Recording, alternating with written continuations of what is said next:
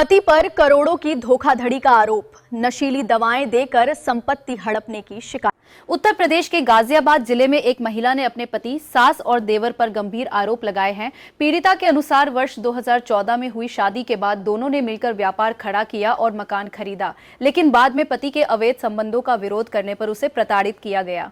महिला का आरोप है कि साजिश के तहत उसे नशीली दवाएं दी गई, जिससे उसका मानसिक संतुलन बिगड़ा और इसी दौरान फर्जी दस्तावेज तैयार कर करोड़ों की संपत्ति हड़प ली गई। साथ ही स्त्रीधन और बैंक खातों की रकम भी निकाल ली गई। पीड़िता ने बताया कि उसे घर से बेदखल कर मायके भेज दिया गया और अब उस पर तलाक का दबाव बनाया जा रहा है।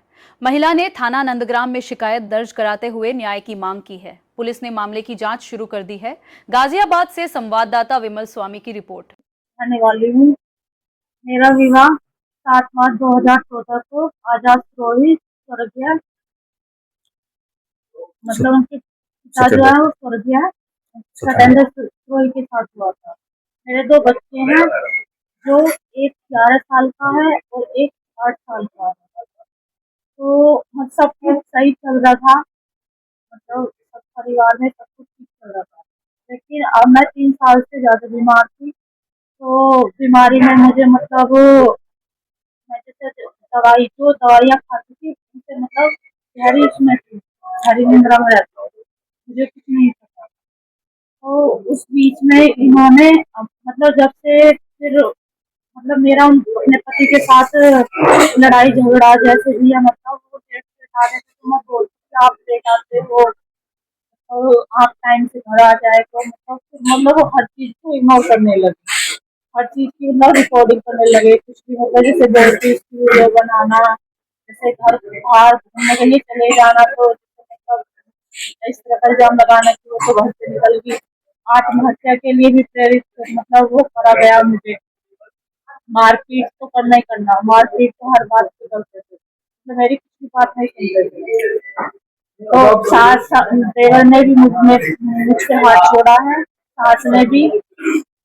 और क्या नाम है, अब उन्होंने मतलब मैं जब अपने घर से आई थी 21 अप्रैल को, तो उन्होंने बोला कि 10 दिन के लिए मतलब अपने घर चली जा, ठीक हो जाएगी तो घर आ जाए।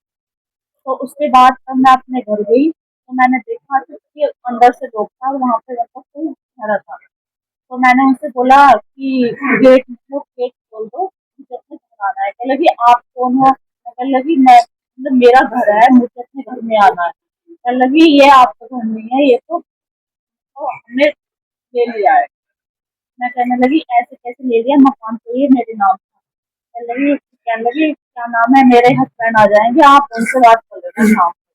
तो मैंने अपने हस्बैंड को फोन लगाया, पहले तो मैंने फोन नहीं उठाया, फिर फोन उठाया तो फिर बोलते हैं कि हाँ तेरा कुछ नहीं है और तू इस घर में नहीं आएगी। अब मैंने डिवोर्स फाइल कर दिया। का भाई हूँ बड़ा।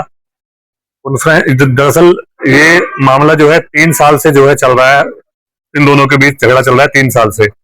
उसका रीजन थोड़ा सा ये बीमार रहती है, उसकी वजह से थोड़ा ये झगड़ा चल रहा था इनका 3 साल से। इनके साथ चल रहा है, इनके हस्बैंड के साथ। ठीक है, तो हमने कई बार जो है भाई फैमिली मैटर है तो कई बार समझाया इनको, समझाने के बाद में इनको चलो ठीक है भाई अपना घर बसा रहे, तो इस चक्कर में जो है कई बार समझा के आ जाते थे। लेकिन उनका क्या था, मार पिटाई करना।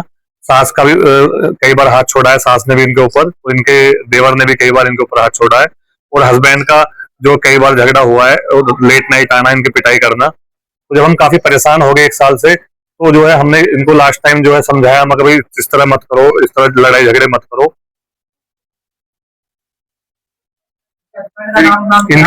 इनके हस्बैंड का नाम आजाद सिरोही है, आजाद सिरोही। इनकी शादी बुलंदशहर में हुई थी, सैदपुर में। जी। क्या हुआ? 2014 7 मार्च को शादी हुई थी, सब कुछ ठीक ठाक चल रहा था। जब हमने शादी करी, मिडिल क्लास फैमिली थी, कोई ठीक ठाक सब कुछ ठीक चल रहा था। तो उन्होंने इन्होंने दोनों ने मिलकर कोई फैक्ट्री वगैरह लगाई, उस फैक्ट्री में काफी मुनाफा हुआ। वो जो है काफी उन्होंने ठीक ठाक अपना पैसा जो है इस फैक्ट्री से कमाया। और उसके बाद से अब 3 साल से लगातार उन्होंने काफी अच्छी ग्रोथ करी, प्लॉट वगैरह लिए, कुछ प्रॉपर्टी भी ली। तो 3 साल से क्या है, उसी 3 साल से इनका जो है लड़ाई झगड़ा जो है ज्यादा होने स्टार्ट हो गया, जिसकी वजह से ये डिप्रेशन में आ गई।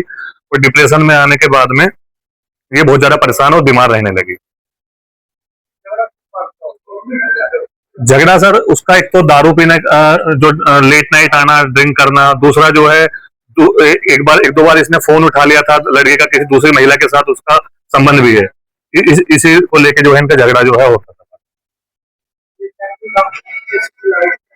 फैक्ट्री रेलवे के पार्ट्स बनते हैं, तो इसकी मेरठ रोड पे मोटा के पास में इनकी फैक्ट्री है, HSMLE के नाम से है, HSMLE।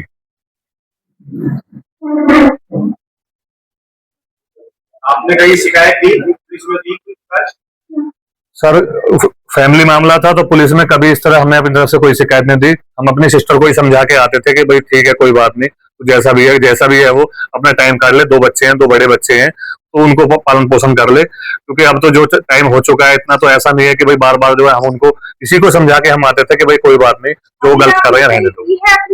हमने किसी तरह कोई एप्लीकेशन अब दी हमने पुलिस में, अब दी जी। 21 अप्रैल को ये घर पे गई, इसको जो है 15 दिन पहले उन्होंने भेज दिया घर पे कि तो जो है 10-15 दिन अपने घर पे होके आ जा, फिर वो जब ठीक हो जाए तो घर पे आ जाना। उसी बीच उन्होंने जो है डिवोर्स के लिए जो है वहां पे डिवोर्स डाल दिया कोर्ट में जो है।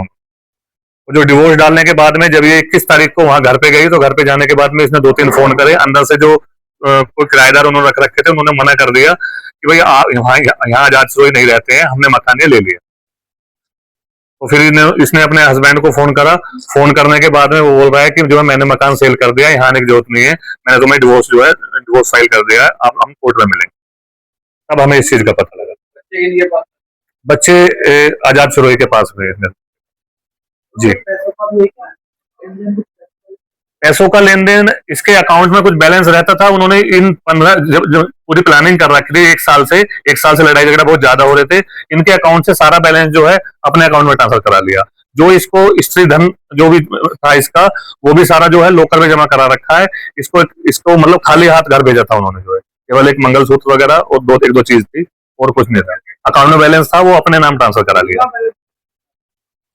सर बैलेंस तो उनकी ट्रांजेक्शन 9-9, 10-10 लाख रुपए की, 20-20 लाख रुपए की कंपनी का काम था, ज्वाइंट अकाउंट था, तो ट्रांजेक्शन काफी बड़ी बड़ी है। वो मैं स्टेटमेंट है मेरे पास, मैंने स्टेटमेंट में सारा जो है वो है। के नाम है कंपनी उसी के नाम। मकान 3 साल पहले 2024 में इन दोनों ने जो जैसे भी अपना जैसे व्यापार बढ़ा, इन्होंने मेहनत करके जो है वो मकान जो है लिया इन्होंने। 3 साल मकान लेने के बाद में अब 23 मार्च को उन्होंने अपने नाम करा लिया, दोनों के नाम मकान। धोखाधड़ी से नाम कराया है। दरअसल इनकी दवाई चल रही थी, इसको तो ये भी नहीं पता, इनको तो ये भी नहीं पता कि मैं रजिस्ट्री करने जा रही हूँ या कहाँ लेके जा रही हूँ। इसने बताया कि मेरी आज तबीयत खराब है, तो उन्होंने प्रेशर करा कि आज ही जाना पड़ेगा, आज ही रजिस्ट्री करनी पड़ेगी।